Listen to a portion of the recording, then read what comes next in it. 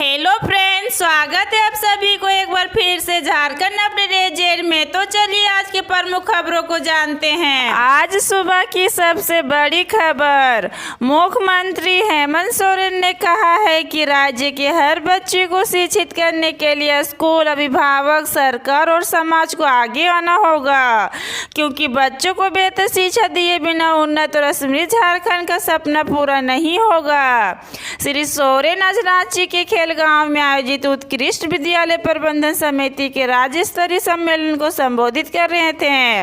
उन्होंने कहा कि राज्य के बच्चों को शिक्षित करने के लिए सामूहिक भागीदारी जरूरी है। मुख्यमंत्री ने कहा कि गरीब बच्चों को पढ़ाकर उन्हें बेहतर जिंदगी देने को लेकर सरकार चिंतित है।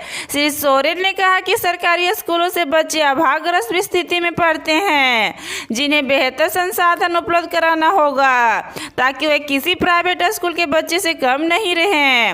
मुख्यमंत्री ने कहा कि राज्य के गरीब बच्चों को गुणवत्तापूर्ण शिक्षा मिले, इसके लिए सरकार प्रयास कर रही है। अगली सबसे बड़ी खबर, प्रधानमंत्री नरेंद्र मोदी ने आज नई दिल्ली में जापान के प्रधानमंत्री फूमियो किशिदा के साथ द्विपक्षीय प्रतिनिधिमंडल स्तरीय वार्ता की।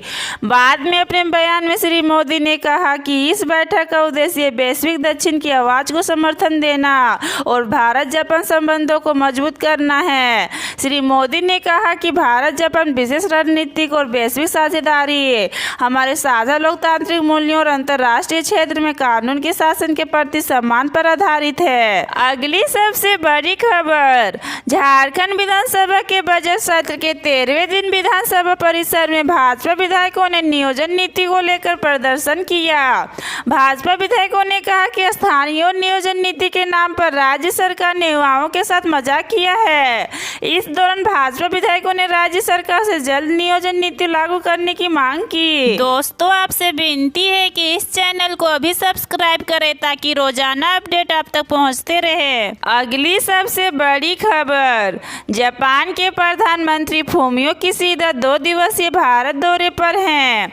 प्रधानमंत्री नरेंद्र मोदी ने अपने जापानी मस्कस फूमियो किशिदा के साथ शांतिपूर्ण, स्थिर और समृद्ध पोस्ट कोविड दुनिया के लिए भारत जापान रणनीति साझेदारी का विस्तार करने के लिए व्यापक बातचीत की।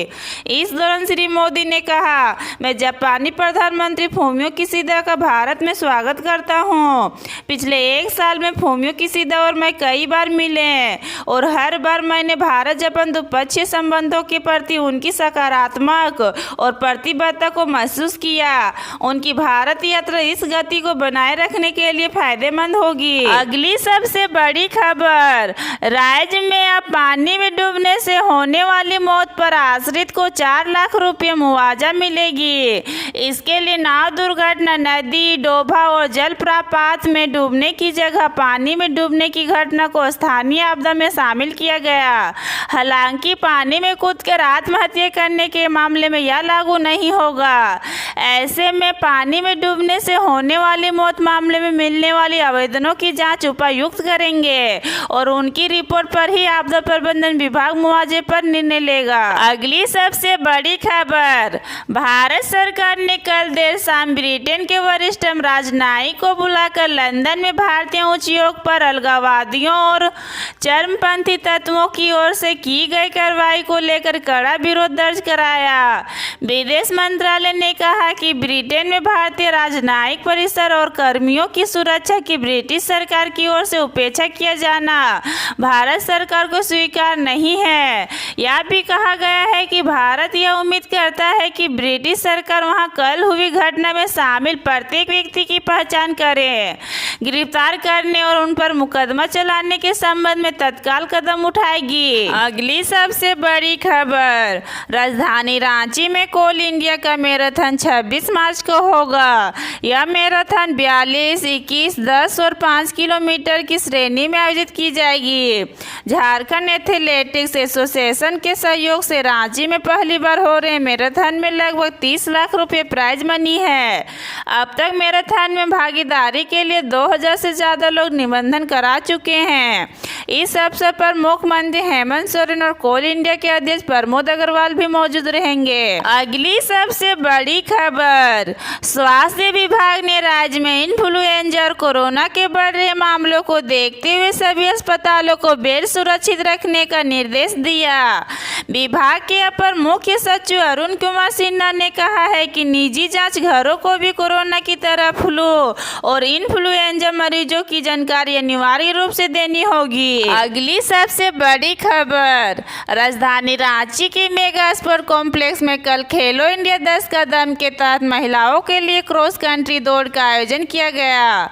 भारतीय खेल प्राधिकरण और झारखंड एथलेटिक्स संघ की ओर से आयोजित इस प्रतियोगिता के 5 किलोमीटर की श्रेणी में सुशांति कुमारी और 18 वर्ष से कम उम्र की लड़कियों के लिए आयोजित 3 किलोमीटर दौड़ की श्रेणी में सोनम कुमारी विजेता बनी। अगली सबसे बड़ी खबर, प्रधानमंत्री नरेंद्र मोदी ने कहा है कि वैश्विक संकट के बावजूद भारत की आर्थिक और बैंकिंग व्यवस्था मजबूत है। कल नई दिल्ली में इंडिया टुडे के कार्यक्रम में उन्होंने कहा कि भारत की सारी उपलब्धियां इसके लोकतंत्र और संस्थानिक मजबूती की बदौलत ही है। श्री मोदी ने कहा कि भारत अभूतपूर्व परिस्थितियों के बीच आगे बढ़ रहा है और विश्व समुदाय के समक्ष एक उदाहरण प्रस्तुत कर रहा है। अगली सबसे बड़ी खबर, प्रधानमंत्री ने कहा कि भारत के समक्ष आज की चुनौतियां एकदम अलग है, क्योंकि आज वैश्विक चुनौतियां बहुत व्यापक और बहुआयामी प्रकृति की है। उन्होंने कहा कि आज दुनिया भर में भारत चर्चा का विषय बना हुआ है और यह बात इसीलिए महत्वपूर्ण हो जाती है कि पिछले दिनों भारत के भीषण महामारी का सामना करना पड़ा और 2 संघर्षरत देशों के मामले में भी भारत एक महत्वपूर्ण भूमिका अदा कर रही है। श्री मोदी ने कहा कि पूरी दुनिया को भारत पर विश्वास है। अगली सबसे बड़ी खबर, राज्य में कोरोना के 3 मरीज मिले हैं। रांची में 2 और देवघर जिले में 1 मरीज में कोरोना संक्रमण की पुष्टि हुई। रांची में 24 साल के एक युवक और 51 साल की महिला संक्रमण से ग्रसित पाए गए। तीनों मरीजों के सैंपल जांच के लिए रिम्स में भेजे गए थे, जहां उनकी टेस्ट रिपोर्ट पॉजिटिव आई। इससे पहले भी 14 मार्च को रांची में 2 मरीजों में कोरोना की पुष्टि हुई थी। दोनों मरीज एक ही परिवार के थे। इधर जमशेदपुर में कल संक्रमण से 86 वर्ष की एक व्यक्ति की मौत हो गई, जिसका TMH हॉस्पिटल जमशेदपुर में इलाज चल रहा था।